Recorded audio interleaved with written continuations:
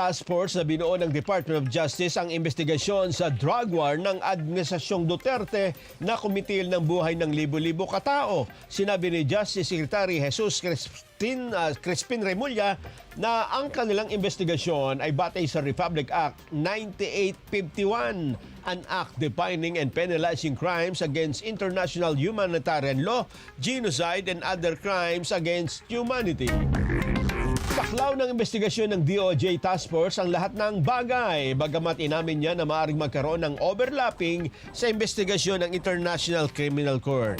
Higit ni Remulla, iba ang kasong isasampa ng DOJ sa mga kasong posibleng isampa ng ICC. Ayon naman kay DOJ Undersecretary Raul Vasquez, ang investigasyon ng task force ay hindi lamang limitado sa drug war killing sa panahon ng Duterte administration, kundi sasakupin din lahat na ng kaso ng EJK na tinukoy bilang murder o homicide.